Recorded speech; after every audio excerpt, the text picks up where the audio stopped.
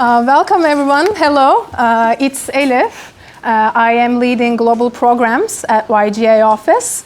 My YGA journey began 11 years ago, and also London holds a very special place in my heart as I did my master's here as a Chevening Scholar at University of London. And I graduated from one of the top universities in Turkey. But back then, if you had asked me, my initial career aspiration wasn't to work for an NGO.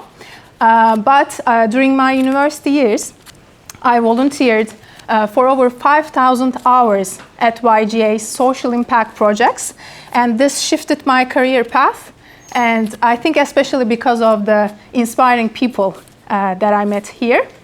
So I'll invite some of them to the stage today, and perhaps I believe one of the greatest benefits that YGA can give you would be the opportunity to meet competent and conscientious role models, who are, some of them, are here with us today.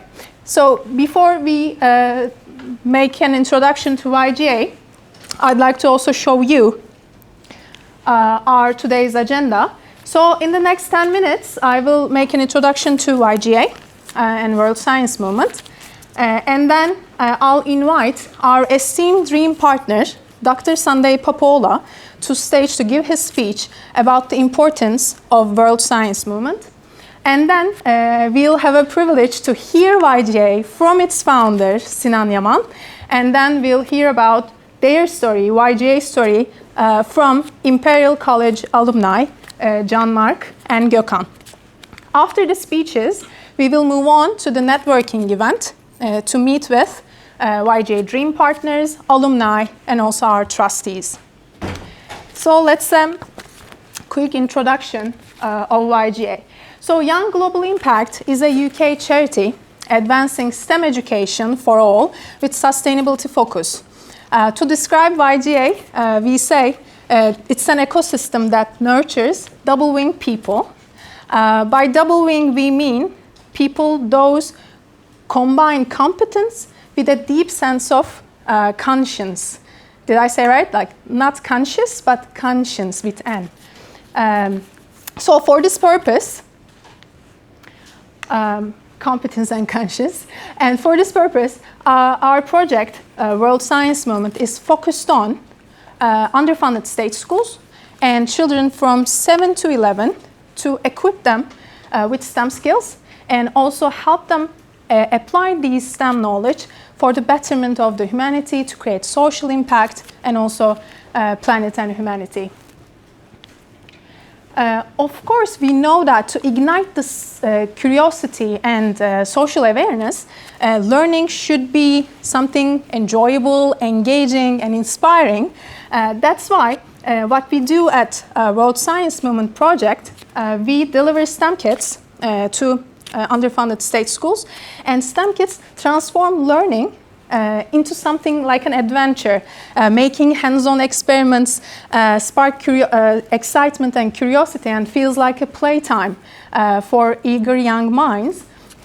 And our YGA volunteers from leading universities, and maybe you'll become one of them, also conduct these dynamic science workshops and to spark the excitement with one-to-one interaction. And we also give trainings to teachers and help them apply our STEM for Sustainability curriculum into their own school classroom, and also help them use the digital platform. It's like full of challenges, like STEM challenges, short lessons, and games, etc., to also make it science fun and engaging. I'd like to show you an example, a project film, from one of our science workshops in earthquake region in Turkey. And Mert, he is our volunteer and also studying at Stanford right now, and he has been in YGA programs since high school. And let's hear YGA from him, and then we'll continue.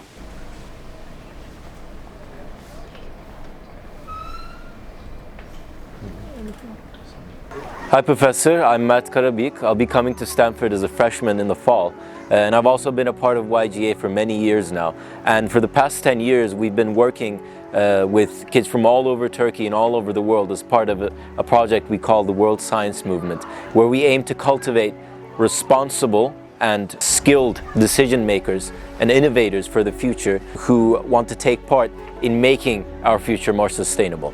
As part of the World Science Movement, we've been developing content and science kits geared at providing kids with a STEM education where they use STEM for sustainability related projects to become the responsible innovators and decision makers of our future. Armed with this content in our science kits, YGA volunteers who are picked from among the smartest high school and university students in Turkey come to the most disadvantaged areas in Turkey, for example Hatay, where I'm at right now, and conduct science sessions with students who, for example, stay in the camps for people who have lost their homes in the earthquake. In doing this, we want to make these kids that we reach fall in love with STEM and work for the betterment of their own communities and the world as a whole in the future. In the past 2 months, we've been hard at work on your school's climate change curriculum with the support of Sıla Kılıçöte.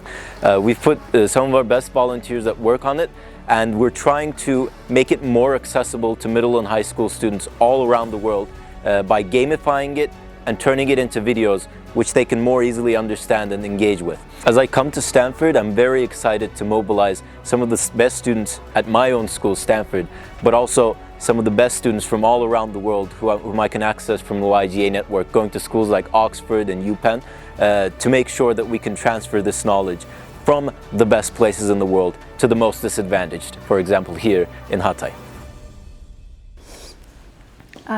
World Science Movement is originated in Turkey, but now we have expanded our projects in 15 countries. So if you become a YGA volunteer, you'll also conduct these science workshops in the UK. So what we have done so far, we have reached over 820,000 children, more than, in 15 countries. And of course, we are not alone in doing this.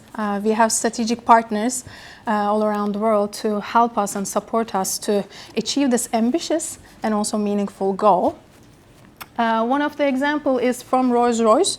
Our outreach, global outreach also has begun with our partnership with Rolls-Royce. We have developed an AI kit with their engineers, and we also gave trainings to their volunteer employees and also local partners and selected teachers from 6 different countries.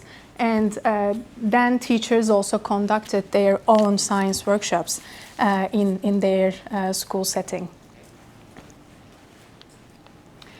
To showcase the impact that we have created, we've also hosted, this is from a YGA summit, the picture is from YGA summit, and we also hosted former British ambassador to Turkey, Sir Dominic Chilcott, and also former president of Rolls-Royce in Meta region, Patrick Regis, at YGA summit, and Patrick Regis is also one of our trustees at YGA UK. So, as I said, global outreach has begun with this partnership. And then I have another wonderful example from the UK this time, especially from Imperial College.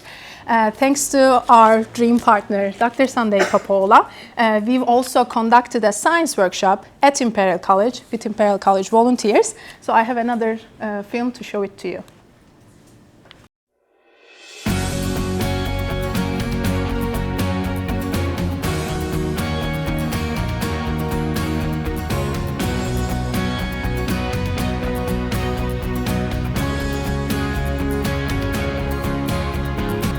It's amazing. Thanks to YGA and Twin Science for making these facilities available for children all over the world. Thank you.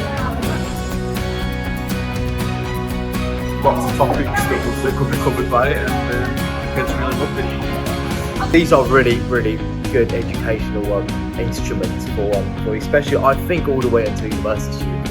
When we did it, we were really surprised at how functional it gets and how the variety of it. And it was also inspiring to see how they were also interested, some of them told us how they were interested also pursuing a future in STEM just from doing this project.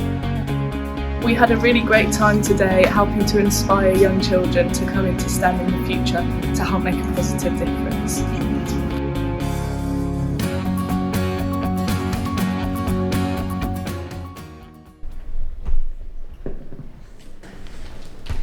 So I'd like to also show you how YGA role model, we say, journey looks like. So after today, after this seminar actually, the applications to be a volunteer will start.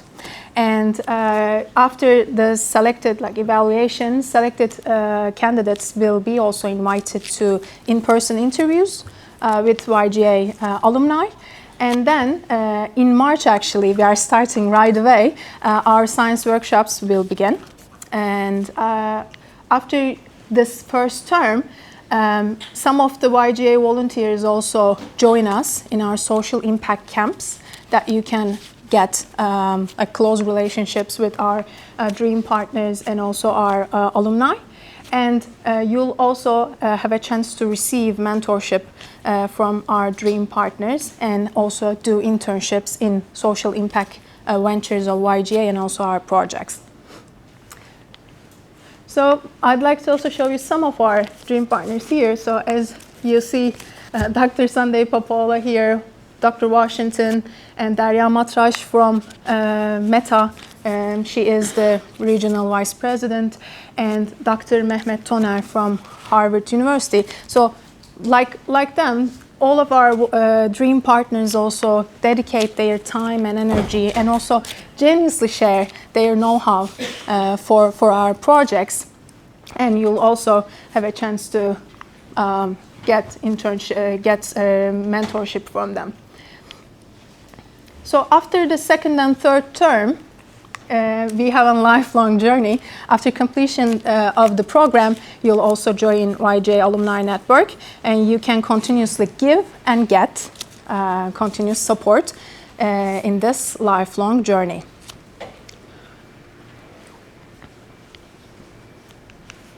Oh, okay. Actually, I've completed my presentation for now, and I'll be back. And I'd like to invite one of our esteemed dream partners, as I said, who has significant influence in bringing world science movement into life. So please join me in welcoming Dr. Sunday Popola to stage to give a speech.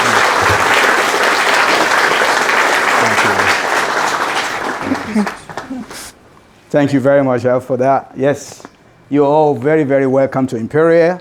Sorry, I should have spoken first because health and safety is very important. There shouldn't be any fire alarm goes off, but if it does, you gotta go through the same door you come through or go through this door here and down the staircase, and then we assemble somewhere there. Hopefully there won't be any. We normally have a drill on Tuesday, but today is Wednesday. So you're all welcome. As Alpha have introduced me, I'm Sunday Popola. I was born on Sunday, hence the name Sunday. Yeah, my parents are very lazy. They don't want to give any other name, so they call me Sunday. And these are some of the work I've been doing. I mean, I see a lot of Imperial College students here. They're very, they know me and they know my work. But apart from doing engineering or teaching engineering, Burj Khalifa, the tallest building in the world, yeah, the floor system there is one of my creation. The Chad in London is one of my creation. A lot of the metro station in Dubai, soon it will be metro station in Turkey, will be my creation. And the most important for me is why we're here today, influencing and impacting young people, yeah, all over the world, not just in the UK. During COVID, myself and YGA and also Twin Science, we revolutionized, we took advantage of COVID by going online. We attracted over 5,000 students over 12 weeks. Every Wednesday, we're online, talking to them, teaching them, and getting them to basically rise to challenges in STEM. And they all did very, very well. They're still talking to me about it today. But today, we're here to encourage you. We're here to inspire you to be part of this movement, to basically come along with us. We need to create leaders like you that will help us, or thinkers like you, that will help us to change the whole world, look at the world differently, and trying to help us to restore the equilibrium of the problem we have in the world.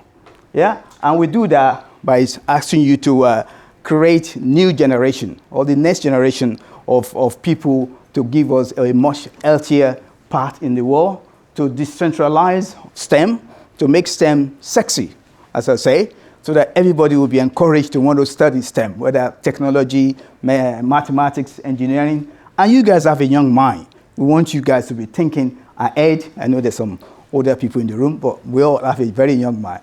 We want you to be thinking ahead and thinking about looking at our 21st century challenges. We have so much challenges in the world. We're at Imperial College, we're now thinking of if the world collapses on us tomorrow, what's going to happen? We're going to go to space. We're now looking at trying to develop community in space. Myself and Washington will set up a new center where we have to teach people how to develop community in space and transforming in terms of making you a much positive influences of the world. Because now that you've got some knowledge and you'll be able to go to school or talk to young people to influence them to think differently so that we'll stop destroying the world around us. You could see there a lot of people want to move into city. Everybody want to move away from their urban, from their villages or town and move into city. And by that, creating a lot of waste, traffic heavy. I've never seen so much traffic in London since lockdown finishes. The traffic is taking me almost 1.5 hours now to drive to work every day, when it normally takes me half an hour to 45 minutes. And the iceberg melting. That's a dangerous thing we're doing to the world. So we need minds like you to try and help us to reverse this climate change, or to slow it down, or to stop it, whatever we can. Imperial College professor, they helped to stop the Leaning Tower of Pizza from collapsing. They still want it to lean, but they managed to do something to the soil so that it stays there. And I've been trying to encourage them to get this tower here to start to lean, so that we could get all the tourists to Imperial College and make lots of money, okay? But efforts to change the paradigm. I'm going to speak a bit more about the paradigm a bit later. And how do we do this? How are we going to do this? You're here to listen to us, to support us. So the social responsibility, the care, the global sense of global scale problem is all around us. How do we get you to help us to solve that? And by doing that, we have to get you to start thinking critically, to understand the question first before you start worrying about the solution. To influence others around you, to help us grow this mind, this positive mindset, so that people will be able to solve or provide solutions and think critically. This is one of the subjects we teach at Imperial College called creative design. We get our students to the classroom. We don't stand up and give them equations and all that, no. But we tell them how to use that equation. We get them how to think. These days, computer will do anything for you. Just put the numbers in. It will crunch it for you. But how do you know the right number to put in? And this is what we teach our students at Imperial College. So we want to get you also to start thinking, how do we stop flooding around the world? Forest fire, too many planes flying all over the place. Can we do anything to stop plane flying? Should we need to do drone that doesn't exhaust any fuel, that just take us from one place to the other at the press of a button? Yeah. Or how do we change climate in terms of pollution around our cities? And then regenerative impact. These are some of the list of things I think one could do to really make some changes. Negative carbon. How do we reverse the carbon that we're generating? How do you make sure we develop ways of building things, and instead of building it and taking it down, destroy it, disassemble it, and then go and assemble it somewhere else? How do we start thinking? And you have to think all these things when you're doing the design in the first place.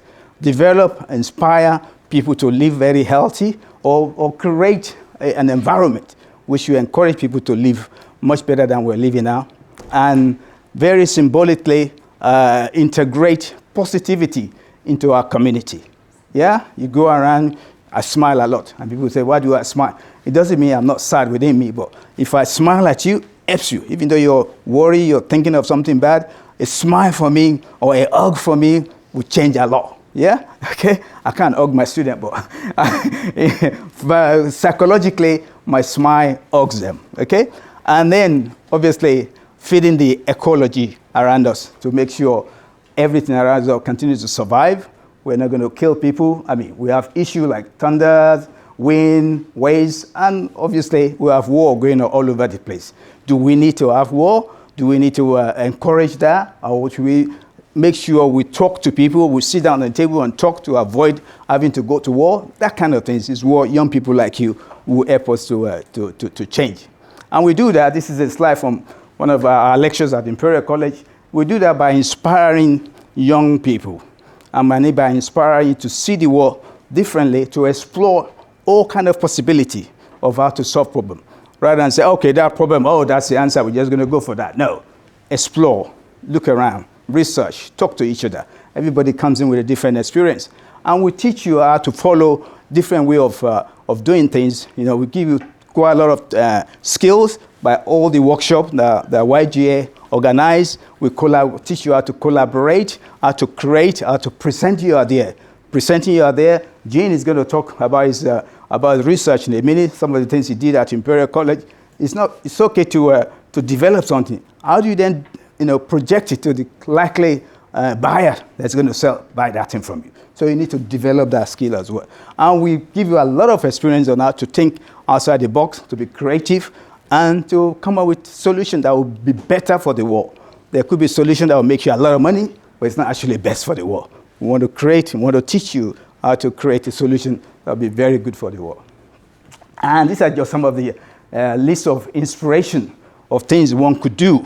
You could think of providing clean water, an healthy environment, positive carbon rather than negative carbon, and also education and inspiration. So these are some of the things that if you want to be part of this movement, you could pick up any of these things to say, all right, in the next year, I'm going to focus on how people will be able to use clean energy or create an healthy habitat for people to live in. And a little bit from everybody could actually make a big difference. And I'm not sure if any of you, I'm sure Imperial College students have seen this. There's these semi-goals, semi-international goals that the world have created, called the sustainable goals, 17 of them. Yeah, and people use it as a target of how they solve their problem. Yeah, in my city, I want to make sure there's no poverty. Even in London, there's poverty. And when I go out every day, I see somebody that is poor, I try and do something to try and kill their poverty. Not necessarily I will be successful, but I will do a little bit. And if I haven't done, if I get home and I've said to myself, oh, who did I influence today? Who did I encourage today? And I can't remember. I will come out of the house and I'll walk down my street. There's quite a lot of poor people on my street. And I will do something. Just talking to them or give them a bottle of water, any little thing like that will actually make the world a better place. So any of these 17 goals is something you could think of using as a guide to your solution. And I have this very interesting paradigm shift, which I said to you earlier. This is a book by Kate Ransworth. You could see the inner circle. It says social foundation. And it's got a list of things in there: water, energy, health. And then you have the outer circle, which also have a much less number of items. But what it's saying, the inner circle, you must not fall below it. In other words, you must provide enough water to be able to survive. Enough food, keep everybody healthy. So you can't be short of that. Government or whoever should provide enough hospital so that people who are sick, they can go to hospital.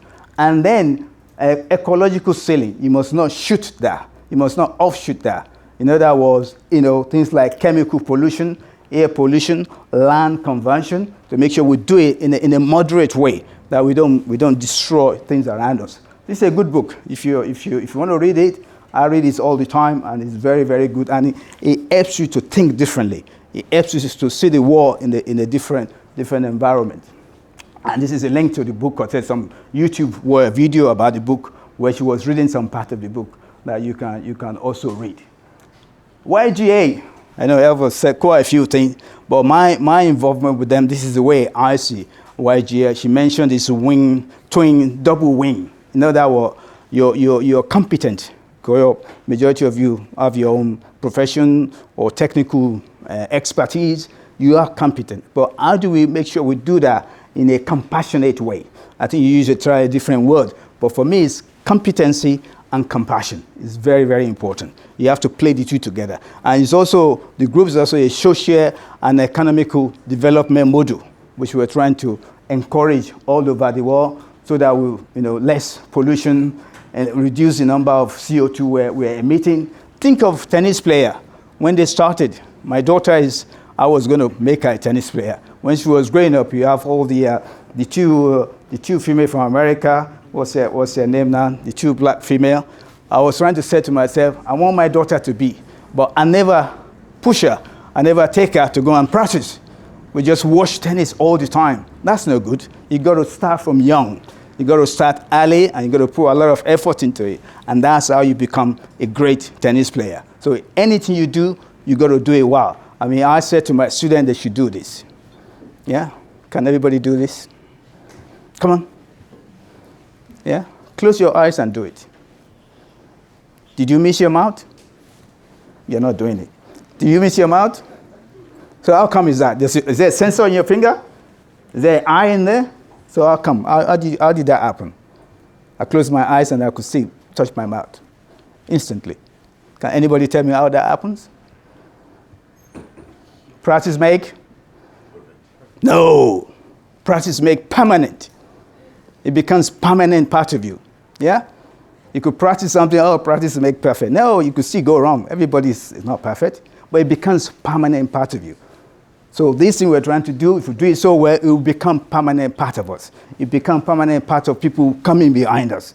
And then we could be able to change the world, make the world a better place. So on that note, I'm going to say thank you very much, and let's all work together to make the world a better place. Okay?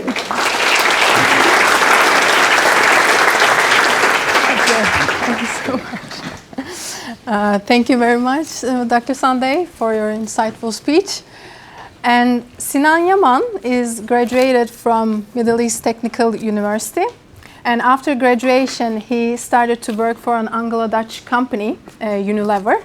And in his last role in global innovation, he was responsible of 22 countries. He is author of 2 books. He gave seminars in renowned universities such as Stanford, Harvard, and Oxford.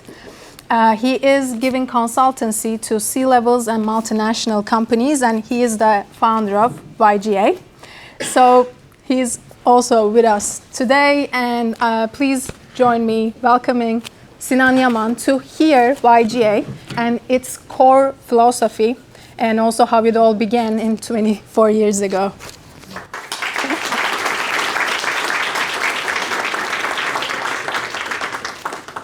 Yeah, a few days ago, I was in the queue with my passport, and the officer,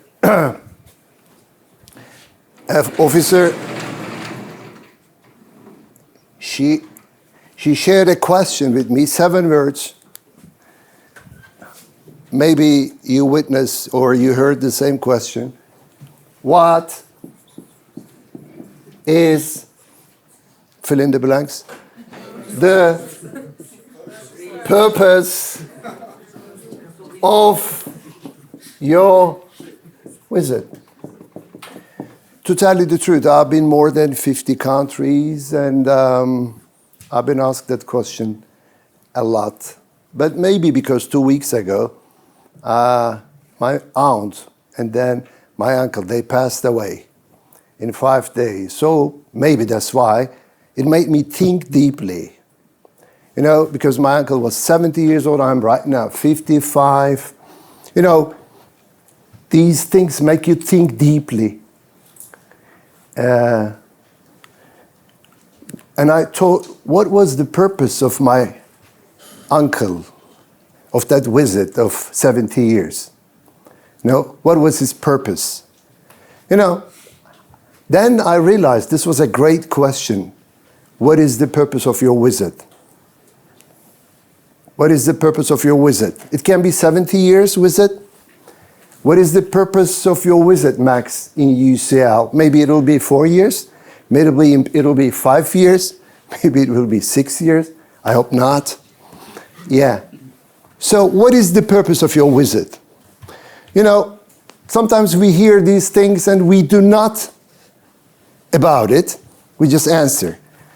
And the answer I've given to the officer was to discover role models.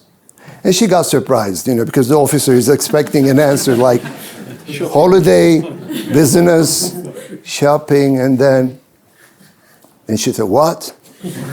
Most probably she's getting, maybe she never got that answer.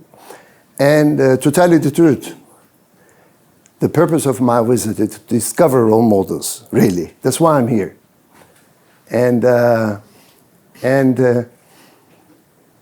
But I think it's a good question.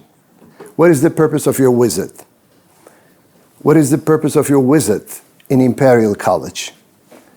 I mean, I highly recommend to think about it. What is the purpose of my visit? And not everybody deeply questions. Not everybody finds an answer. Not everybody who finds an answer lives parallel to that answer, unfortunately. So I think it is, what is science? It's questioning, isn't it?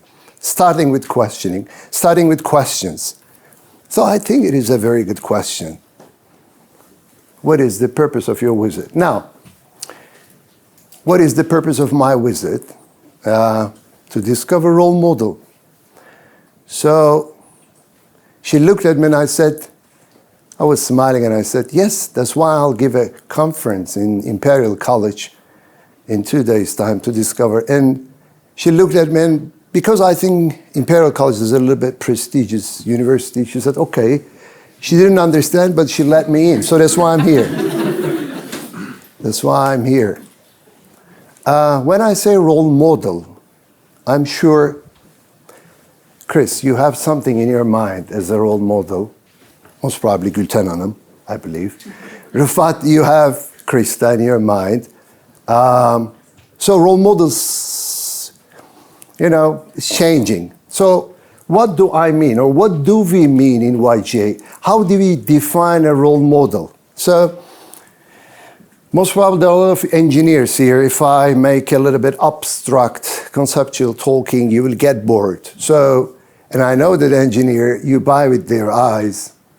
So I want to make sure you see my role models. So it's a surprise for them as well. So I'll invite, or I'll ask them to stand up, please. Gokhan and Asude, can you stand up?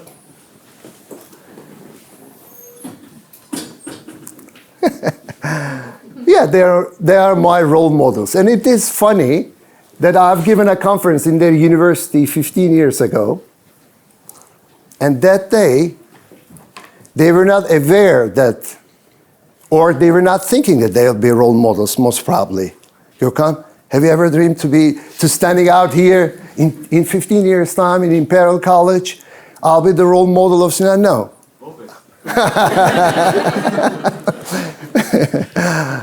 So why?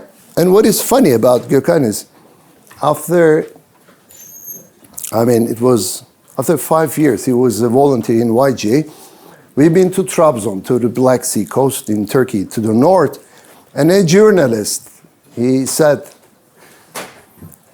looked at him and he said, come on, Sinan, how come he's a role model, He's such a shy, introvert engineer. Even he can't look at my eyes. He's an introvert guy, Utku. He's a shy guy. And how I replied him is, I hope in 10 years' time, your definition of role model will change. And I hope you will have some selfless role models. Who's a great giver, whose heart is full of love, a man with double winged, a competent guy who can solve the root cause of the problems, who can see and solve the root problems, but also a selfless guy, a humble guy, like Gokhan will be your role model. So, why I'm here, maybe you're not thinking in 10 years' time, we will meet in a university and I'll ask you to stand up as my role model. Maybe you don't think it is you. Like 15 years ago, Gokhan, he didn't think that it would be him. Maybe it is you. And you are not aware of that. And you do not believe in yourself that you can be a role model like Gokhan. So let me clarify what this journalist didn't find in Gokhan and what we found in him.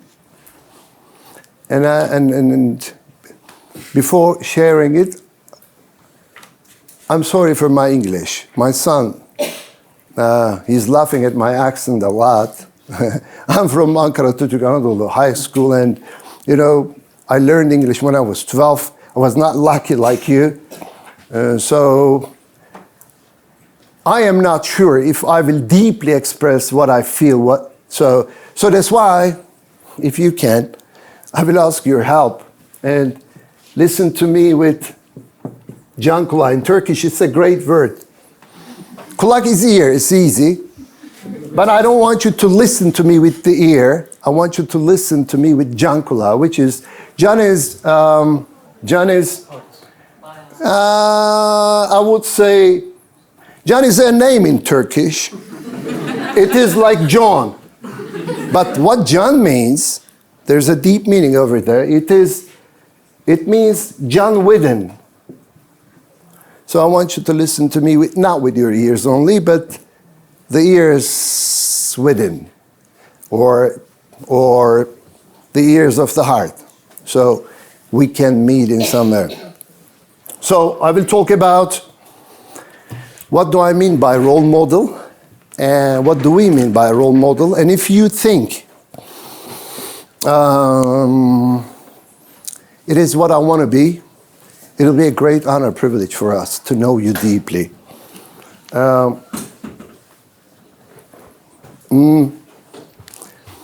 As Elif shared, after I left Unilever, I've been giving consultants to multinational companies, and most of them, they have the problem that they're C-level, they can't work together, unfortunately. And I've been thinking about why these smart people from Imperial College, from UCL, from Harvard, they come together and they can't succeed together. And I was looking for answers, and I was looking for the root cause. And this guy, a professor, a psychology professor from Harvard, he helped me a lot. He was talking about the stages of the mind. He's talking about 3 stages of mind: socialized, self-altering, and self-transforming. The people in the first mind stage, he says, they don't have their own perspective. They don't have their own dreams. They live the dreams of others. So what was interesting for me, they've done qualitative and quantitative research in Harvard, in undergrad students, and he shared the percentage in the first mind stage, in the second mind stage, in the third mind stage. To tell you the truth, I was thinking there'd be a lot of students in the self-altering mind stage, because in the self-altering mind stage, to make it a little bit short, let's say it that way, in the first mind stage, socialized mind people, they say no discuss, you decide, I deliver. In the second stage, they say no discuss, Hakan Aran decides, we deliver. In the second stage, self-altering mind, they said, no discuss, I decide, you deliver. So these two groups, they love each other, like the hand and the glove. You know, they fit. No discuss, you decide, I deliver. No discuss, I decide, you deliver. But the third group is, they have their own perspective. They have their own dreams. What they come together, they listen to each other, and they have a bigger dreams. This is what they call self-transforming mind. And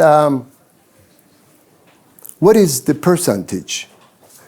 What do you think is the percentage of people in Harvard, in undergrad? Max, this is a question to you. He's from Canada, so make a wild guess. What is the percentage of the people in Harvard undergrad in the first stage? And make sure there are a lot of engineers good at math. The total will be 100, okay? Okay, just, can you please stand up and share it? I have to guess about 27%, somewhere around there maybe. Yes. I thought 80% will be in this self-altering mind. This is what I thought. And I got very much surprised. These were the numbers. We got very much surprised. And then I had a meeting with Gokhan Mericliler, Mehmet Öner. These are scientists in Harvard and MIT. And they said if it is the numbers in Harvard, most probably in States, the numbers is 99-1. I don't know what the number is in the UK. I don't know what the number is in Imperial College. I got surprised. Then how come these students, they want to be a student in Harvard? I mean, I said, no, this is not their dream. This is the dream of their parents. This is the dream of their cousins who couldn't get in Harvard. It is funny, isn't it? So what is it to do with our role model issue? Gokhan, Asude, we're in self-transforming mind. So there are 120 here. So up to that, just 10 or 12 of you are in self-transforming mind. What is interesting, Gokhan and Asude at that time, they were not in the self-transforming mind. No, they were not. But after the interview, we asked them to come to be a volunteer in YGA. Why? Because they were in the self-altering mind. They have great dreams. They were dreamers. But we thought that they'll be on a journey from selfishness to selflessness. We thought they have their own dreams, but they can be a great dream partner as well. To have your dreams, it's great. But to be a dream partner is something else. A journey from self-altering mind to self-transforming mind. So, one of you, or two of you, or 10 of you, I will ask him, to stand up in 10 years' time in a conference, in a university. Who will she be? Is the one who wants to be on a journey from self-altering mind, from self-transforming mind. Who has her own perspective, her own dream, but also who can discuss, who can decide, who can deliver together. Why? The purpose of my visit is to find some role models. Why? Why? Because what changed the way of thinking, there are three things. Number one, science and data. Number two, inspiring stories. And number three, which is the most effective one, is role models. So that's why I think this is the most popular chart. You're taking photos, so thank you for the feedback. Yeah, that's why role models is very important. If you want to create an impact. So one Gokhan, one Asude, I hope young people in Turkey, they can aspire to be Acun, a popular guy in Turkey, so that's why they're laughing. But a lot of people, young people, they want to be like Acun, isn't it? You know, a lot of. And I hope one day young people will aspire to be like Gokhan. Will be on a journey from selfishness to selflessness. So, Elif was talking about two wings. It is very important, but not enough. I met competent people who can see the root cause and who can find a creative, innovative, breakthrough innovative solution. I met with these people with IQ 160. I met.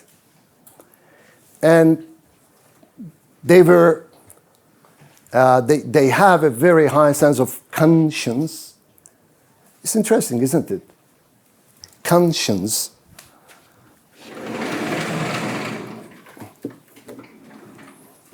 Are you aware of that word? Conscience. There's also science here. Huh? Max, were you aware of that in Canada? Never? No. It's interesting, isn't it? When it's your mother language, sometimes you're not aware of that, but when you're Turkish and have a look, oh, there's science over there. What's going on here? It's interesting. It's a good question. Why there is science over there? I will come. So I was talking about if you want to be a role model, in our definition, you have to be double-winged. Double-winged, sense of conscience, and also very competent. A competent who will find the root cause and who will create a solution. Not enough. I met with double-winged young leaders, but they couldn't fly together. Just like the sea level, they can succeed together. So, who can fly together?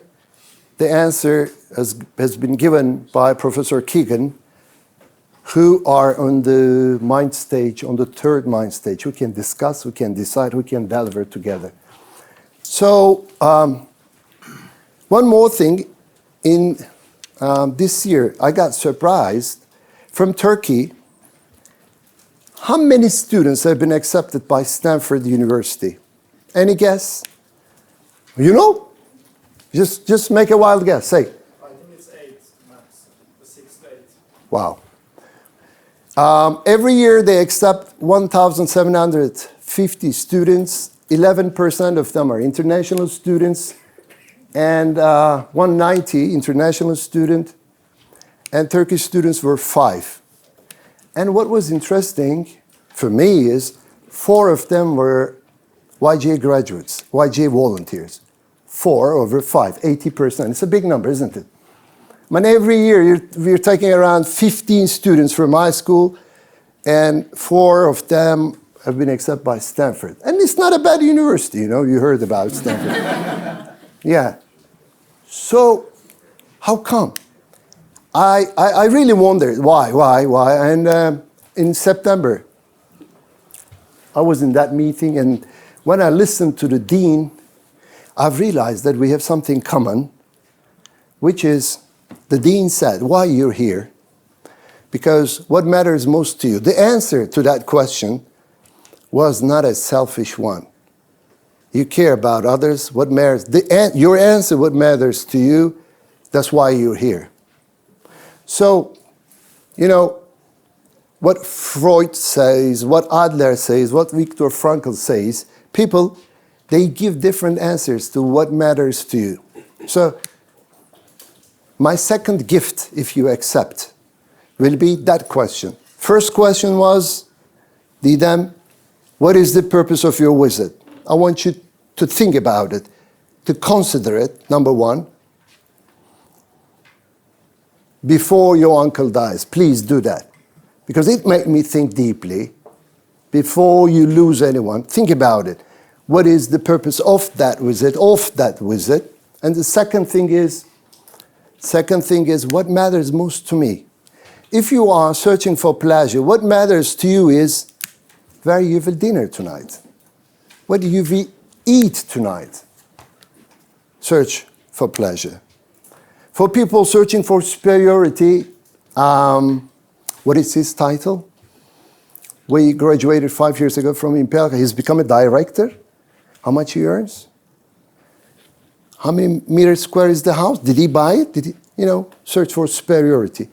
I mean, when you come to 50s like Rifat Abi, when you're rich like him, then you're talking about the yachts of the others. How many meters is it? It's 50 meters? Oh. Search for superiority. And people, Viktor Frankl says, there are some people, they're searching for meaning. Have you ever heard that saying, the meaning of life is to find your gift and the purpose is to give it away? The meaning of life is to find your gift and the purpose is to give it away. So what we are looking for, not searching for pleasure, but searching for superiority. We're looking for people searching for meaning. These people, the way they answer is because they care about others. They care about the earthquake that happened in the 6th of Feb. Maybe more than 100,000 people, they died. They care about these people. People searching for meaning, they care about these people. And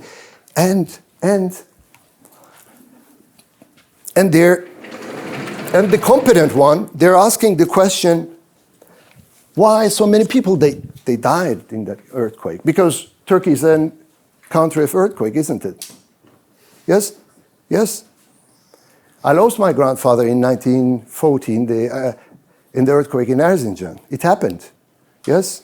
Yes, but Japan is also a country of earthquake. Nobody dies over there. So then what we have to question, the answer has been given by the scientists on TV after the earthquake. They say, they say there are two root causes. Lack of science. They built the building in the wrong place. They used the wrong material. And people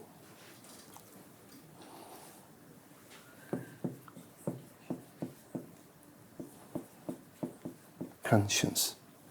You know, they knew that if there's been an earthquake, people will die over there, but because of lack of conscience, they built these buildings. So the root cause, if we can help young people have two wings, if we can help them, like what you've been doing for years in Africa, love them science, and if we can have them that sense of conscience, this can solve the root cause.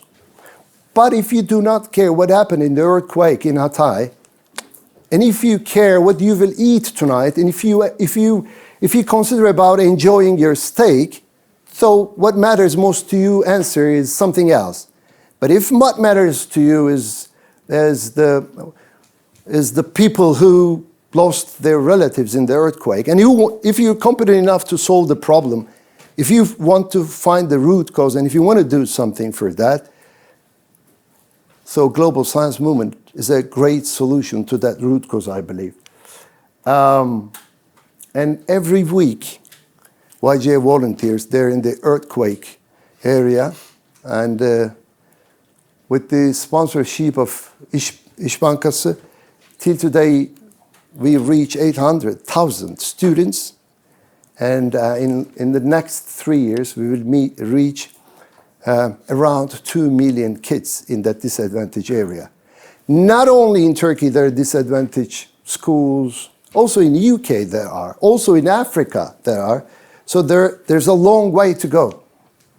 So the second thing the dean said, you're here because we believe you will be generous to share your gift. This was very interesting to me. They are aware of their gift, and they'll be generous to share that gift. So,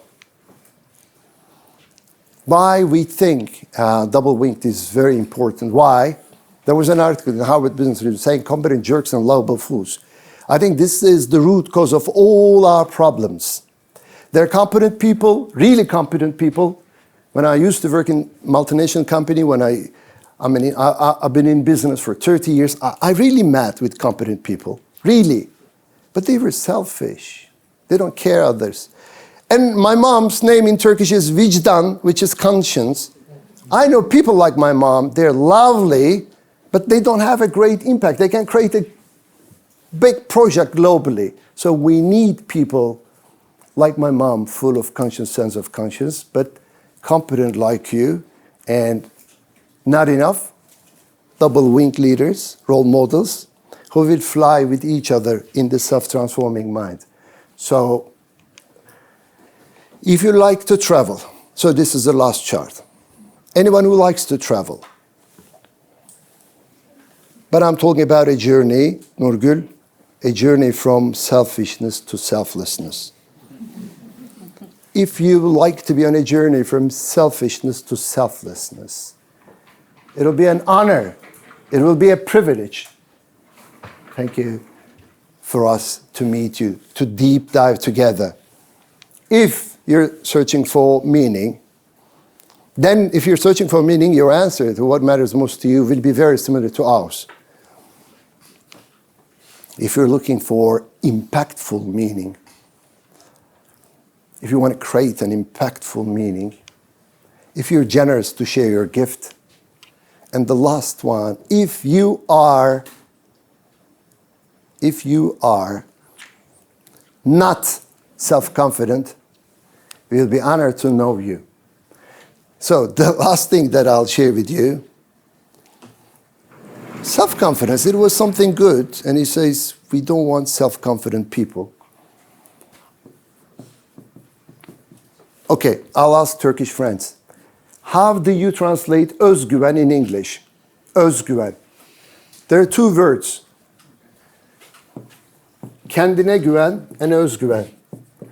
So with this psychologist who wrote 22 books in Turkey, a very popular, unfortunately, he passed away 2 years ago, Doğan Joel, advisory board member of YGA, a professor from Berkeley. This is what we were discussing with him. There are two words in Turkish.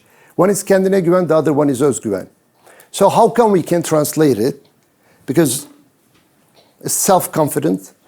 No, so we talked with him till morning, days and nights, and then, okay, let's define what self-confidence is.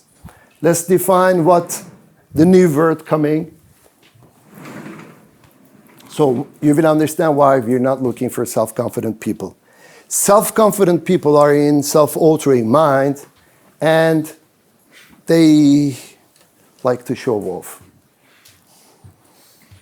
They're in peace with themselves. This is what we call özgüvenli core confidence. Öz is like within self.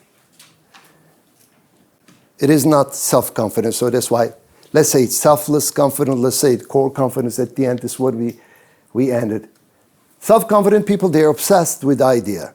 You know, Shine, when you're an entrepreneur, they're looking, if he's obsessed with his idea, then yeah, let's go for him. No, that's not what we like. Core confident people, they're convinced, they're faced with good rationals. Self-confident people, they care to be who gets the credit. Core confident people, they create an environment where nobody cares who gets the credit. Self-confident people, when you give him a feedback, they take it as a threat. Sinan, the thing that you shared last night, I think it was, does he take it as a threat? Or, well, thank you.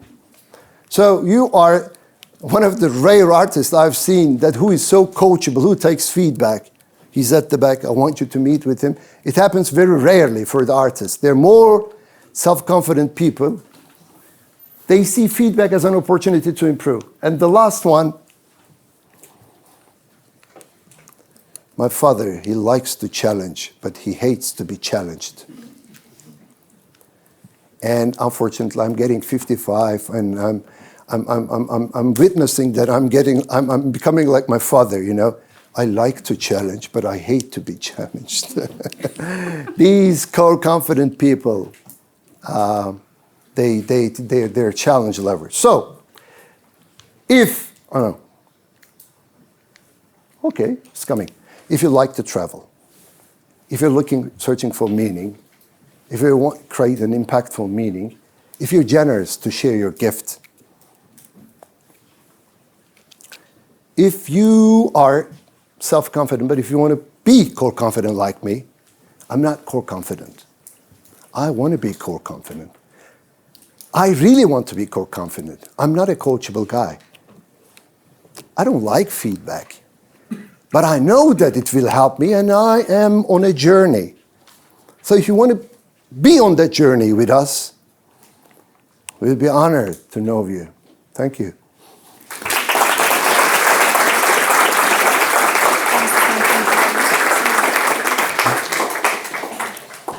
We mentioned YGA as an ecosystem where breakthrough innovations happen, and one of them is WeWalk.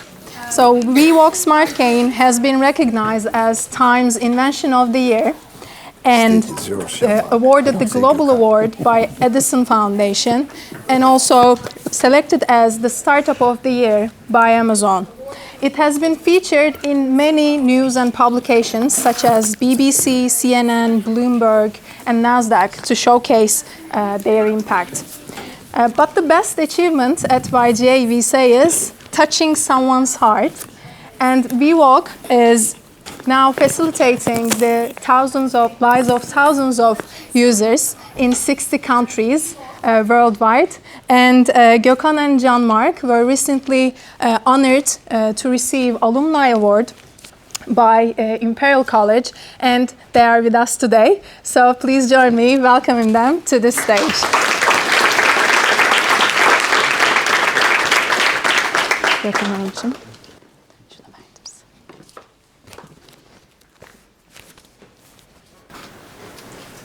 think I recognize those guys, actually. They are good guys. Yeah, they're good guys, from time to time. Anywho, it's really wonderful to be here, everyone. Actually, specifically in room 201, and you'll see why that's an important fact as we sort of go through our talk. But I'm Jean-Marc, and we work Head of Research and Development, and actually, I think I have one of the best jobs in the world, which is I get to make sure that we build the right products for visually impaired people, to understand their requirements, and to really make sure that they can live better and fuller lives. And that really is our mission at WeWalk. It's a mission mobility. You know, we want to enhance the mobility of visually impaired people, driven by our lived and professional experience of visual impairment and disability. But WeWalk didn't just come out of nowhere. There's actually a pretty incredible story behind it. So I'll pass to Gokhan to sort of talk through those initial journeys. Yeah. Thanks, Jean-Marc. So let's roll it a bit back.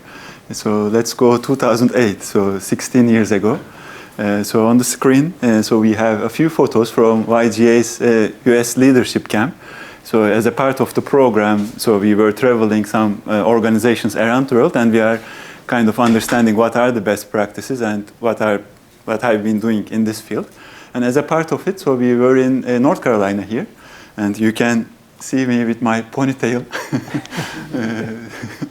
And so we have we were a group of 6, so participants, and as a part of the YGA program, and so we traveled for 2 weeks, and 2 of us, so out of that 6, so were visually impaired.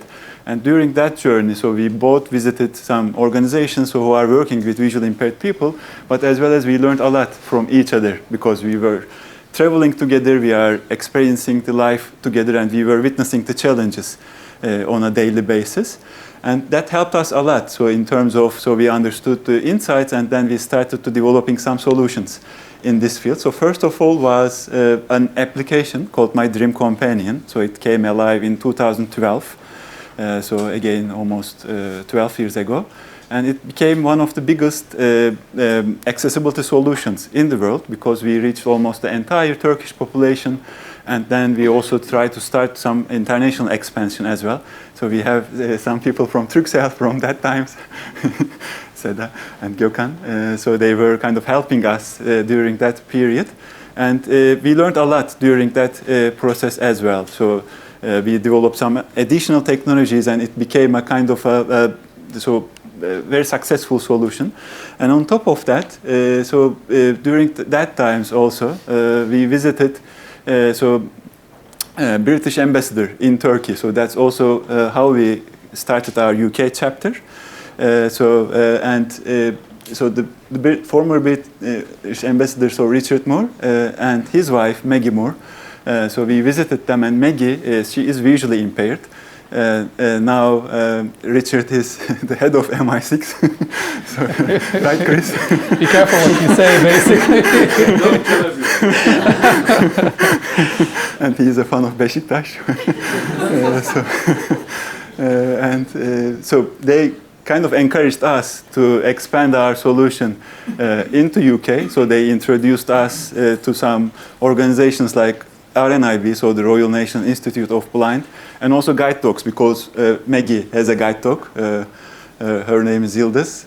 So that was the start of our UK expansion, and also that was the exact time when we met with Jean-Marc. So he entered the scene silently. Yeah, this story never gets old, but it's almost 2 complete different trajectories coming to a single point, which is always very interesting. So back to my story. I actually grew up in Abu Dhabi. So a very different place than Turkey, not too far away, but similar culturally. I'm originally Lebanese. But I grew up being severely sight impaired with something called Leber's congenital amaurosis. And it's an interesting type of disease because you're born with some sight, but as a young kid, you don't really understand that you're visually impaired. And as I grew up and started navigating Abu Dhabi on my own, which granted was a rapidly evolving city, so it wasn't totally accessible, I began to ask myself the question, how can we get visually impaired people from point A to point B when they simply can't drive, which was the main mode of transport in Abu Dhabi? And so my dad, who's a civil engineer, and my younger brother, who's here as well, who's a civil engineer, so we're very imaginative in the family, as you can see, said, okay, let's try to solve that problem. I want to become a visually impaired civil engineer. They don't make many of those at the factory, I'll tell you that much. But I decided to come to study at Imperial College London. And this is where that story about 201 becomes quite interesting, because actually 10 years ago, a decade ago, I was actually sat somewhere there in the middle, and I had my very first Imperial experience, my very first lecture. And actually kind of going back to Sinan's talk, what was the purpose of your visit? I had no idea back then. I mean, I kind of knew that I wanted to help visually impaired people, but I would have never thought it would have been delivering a talk here a decade later. So it's really incredible how sort of things change and transpire. Oftentimes you don't know that. But regardless, at my time at Imperial, in my last year of engineering, I decided to take on board a master's project that looked at the mobility of visually impaired people on the London Underground. Now, Imperial usually sets projects. They don't let you take your own projects. But I was really passionate about this. And I was lucky at the time to meet with Professor Arnab Majumdar, of course, Sandeep Popola, who also guided me at that time. And we said, let's do the project. And so we did, and we found some very incredible things. We found how light levels affected the mobility of even people that are completely blind in tube stations. So Imperial said, look, go on to do a PhD. This is going to be something very important. And right at the beginning of the PhD, there was a hackathon held at Amazon's offices, and myself and the Imperial team went forward with that hackathon. And we were doing some reading online, and we came across WeWalk Limited at WeWork. Now, bearing in mind, there was no Imperial Alumni Award, there was no awards or anything. This was really back in the early days when you had the website and the company registration. Now, I thought WeWork owned WeWalk, as you would, right? And I called up WeWork and I said, hey, I'm super excited, Jean-Marc, visually impaired, all of that. And after 15 minutes, the woman was like, so do you want desk space or are you looking for an open office? Okay. I said, wait, does that come with the package? I don't know. Anyway, so regardless, I guess I was so persistent that the receptionist just didn't want any more emails. So she put me in touch with the unfortunate soul at that time that was Gokhan after many emails. And they sent me a warning, so please differentiate between WeWalk and WeWork clearly. That was the first problem I didn't solve with the company, unfortunately. But we met that evening, actually, literally that evening, and I think we've got a picture or video somewhere, so you can come to us later if you'd like to see. I didn't have a ponytail, unfortunately, but... you were as serious as you are, with the tie and everything. But we met, and we realized we have a really amazing combined vision, and that was almost, over 5 years ago. And that's where we are today. We have a device, we're at market, and we're enjoyed by really thousands of users worldwide. But it was a very, very interesting journey. So what is WeWalk? Well, WeWalk is very simple. We've taken a standard white cane, we've chopped off the rubber handle at the very top, we replaced it with the WeWalk handle, which has all the tech bits inside. It's got an ultrasonic sensor at the very front to give you upper body obstacle detection for things like low-hanging tree branches and signage, already solving one of the biggest complaints of visually impaired mobility. But where we went further, again, this is that interesting part about listening to user feedback, understanding the user. We created a patented connectivity to our WeWalk smartphone application, and you can literally talk to your WeWalk, it'll talk to you. You walk around, and with that touchpad in a single hand, you can control your WeWalk app, you can get turn-by-turn navigation, and WeWalk will literally tell you, hey, look, head 50 meters, it might not say hey, but head 50 meters, take a 3 o'clock right turn, and your bus will be waiting for you in 5 minutes. So really a multimodal navigation experience that, as visually impaired people, we've simply never had before. This isn't just an optimization of a service. This is something that was built from scratch with our users by being conscious of our users' needs and then applying our knowledge of technology into a product that they could really benefit from every day. And as a result of these efforts, we've been recognized by a Time Best Invention of the Year. We were Amazon Startup of the Year, an Edison Gold Award winner. We even received an honorable mention by the Fast Company. And on top of that, we actually cast the light on visual impairment. So people like Bloomberg, Fox, and Mashable saying, hey, look, if you give a visually impaired person the right technology, they could do anything. That social model of disability, if we overcome those societal barriers and if we provide the right tools to do the job, then genuinely, as a visually impaired community, we really can do everything. But impact is the key thing, and we really like to establish our impact through partnerships. Yeah. And in order to do that, so that collaboration aspect, as Jean-Marc mentioned, so is in the key of our initiatives. So that's why we built this network of collaborators around the world. So starting from RNIB in the UK, so CNIB, the Canadian Blind Organization, joined us. So we have other organizations like non-profits or assistive tech distributors or even some government agencies who are helping us in order to distribute our solution, because developing the product is something, but also that developing that distribution network and accessing to visually impaired people is very important in our journey. And on top of that, so again, a critical element is funding, right? So and in that purpose, so we met with some impact investors. So Nesta is one of them. So they are the leading impact investor in the UK, and also KHP, so which is backed by NHS, so the National Health System. So they are supporting such solutions in order to penetrate and access people who are needing it. And with that partnership, so we were able to develop WeWalk, and we are also working on the future versions. But we can speak, and we are happy to speak, but let our users speak for themselves and give you an idea about what WeWalk means to them.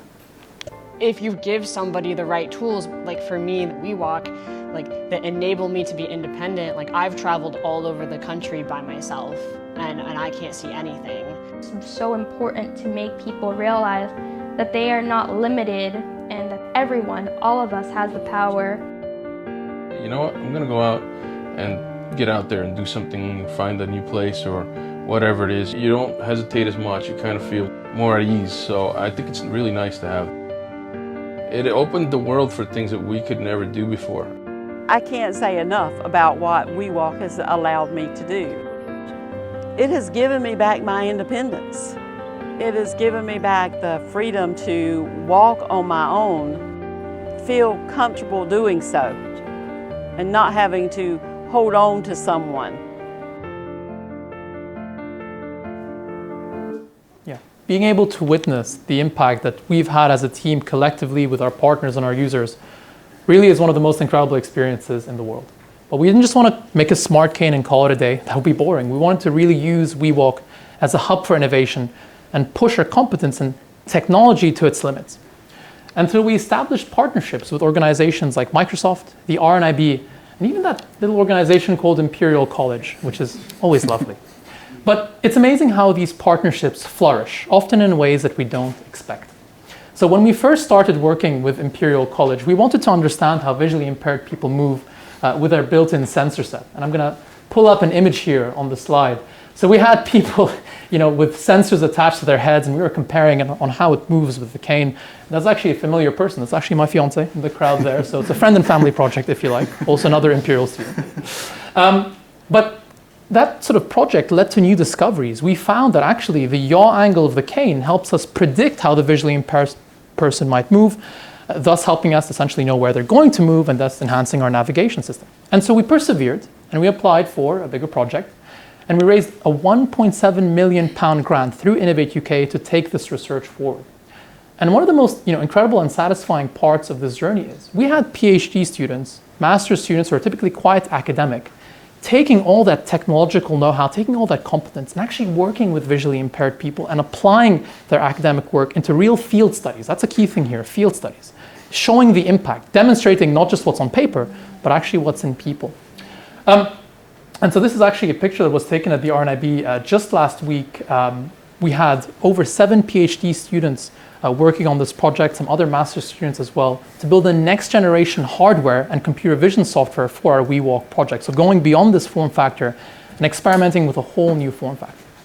And so these students actually became challenge owners. They became problem owners. They realized, look, I can really do something for society with my know-how. And that's exactly what we'd like to see here. So these future problem owners and challenge owners teaching science, teaching these competencies to these students, and hopefully having future projects just like this. We want to see a competitor to WeWalk, right? So let's do that together.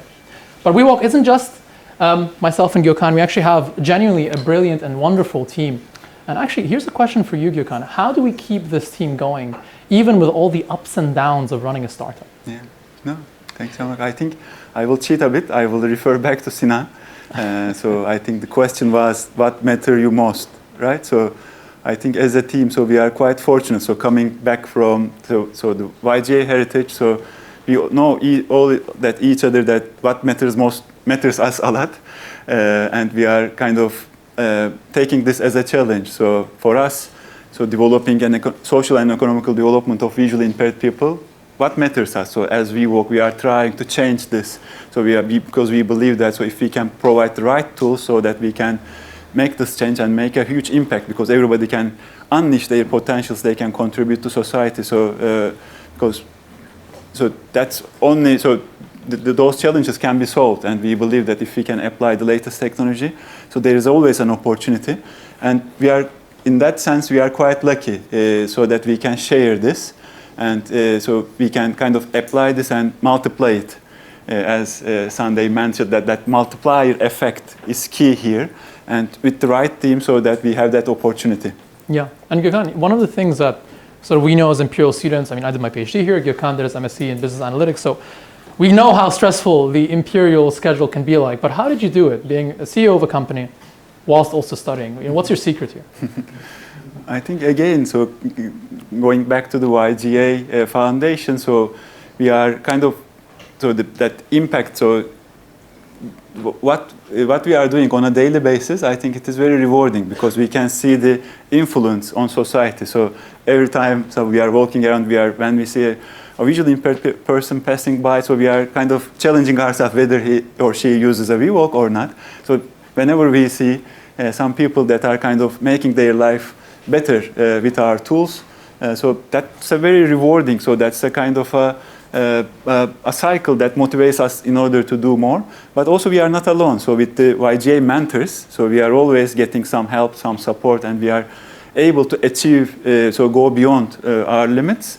And that's what enables us in order to achieve forward. But yours is more challenging, Jean-Marc. So you did a full-time PhD, and also while you are working full-time at WeWalk. So tell us your secret. I think that there's two here. Number one, caffeine. Very good. But number two, I think it's kind of stealing all your answers here. It's surrounding yourselves with the right people and the right motivators. It's, you know, trying to create connections between that PhD and the work that you're doing. And actually those field studies and working with the YGA and actually implementing those. And if you create that cycle, you know, if you sort of are open to being coached, are open to learning, and then actually applying that learning from the PhD, from your MSc, from whatever it may be, you know, into this actual field study, it kind of flows naturally, which is amazing. And having the right people to support you along the way is super important. So apart from our wonderful team, for instance, Professor Washington Ocheng was my PhD supervisor.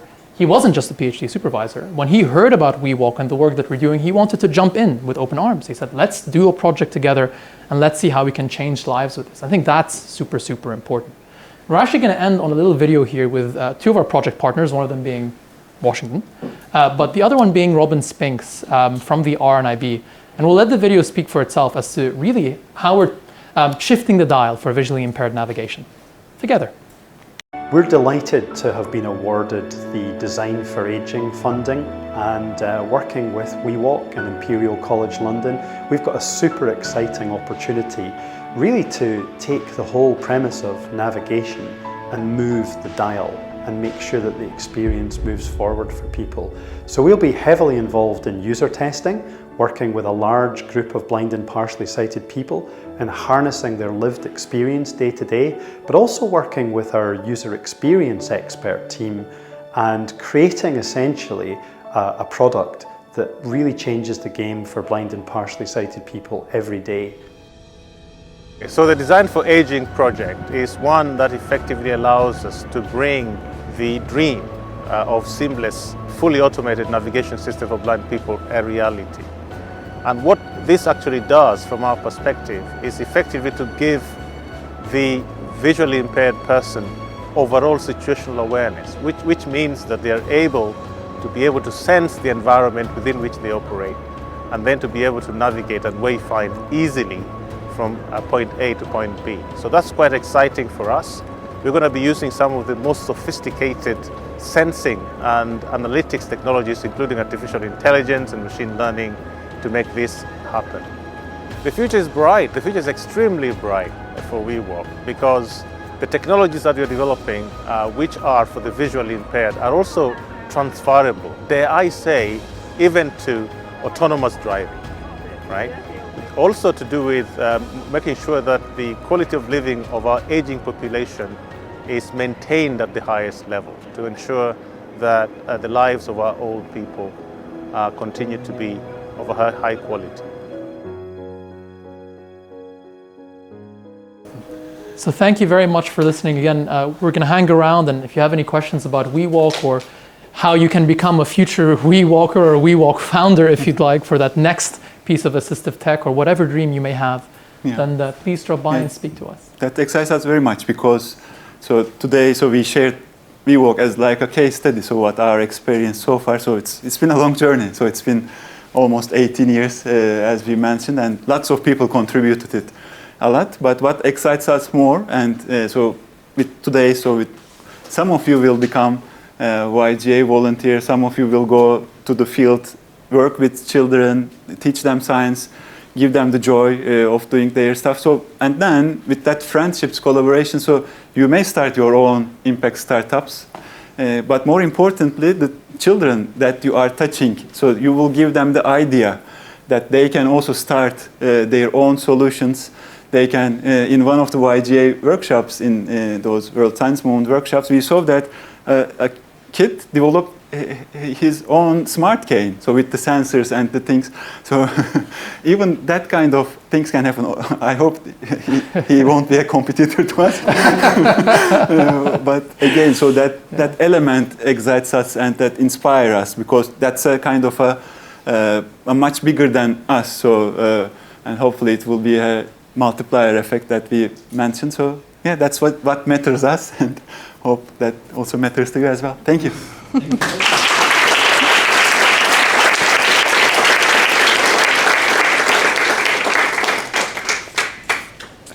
Yes, we are coming to the end of today, but maybe some of you might wondering what will be the next steps. So applications to be a volunteer of Global Impact Programs has started, and if you want to scan the application form, you can also go through our website, yga.org.uk. You can also see the application form there. And maybe I can wait, okay, 5 more seconds. And you'll see 2 basic questions, so you can easily complete the form whenever you feel ready. And after that, maybe just to recap, I also show you our role model journey. But just to recap, after the application started, we have a deadline, and 26th of Feb, and you'll be invited to in-person interviews on March 2nd, and then right away we are starting our World Science Movement workshops, 3 sessions per 3 weeks. So after STEM workshops, we will also wanted to organize a big STEM competition to invite all the schools and also you to celebrate all together. In July, we'll have a competition. And after that, some of you also will be invited to YGA UK Boot Camp. It will be a social impact project camp, and we'll be together in September just to give you the milestones of this year's plan. So thank you so much. We are moving to the networking session and connection hour. So after you leave this room, you'll walk straight to the corridor and you'll see the room 240.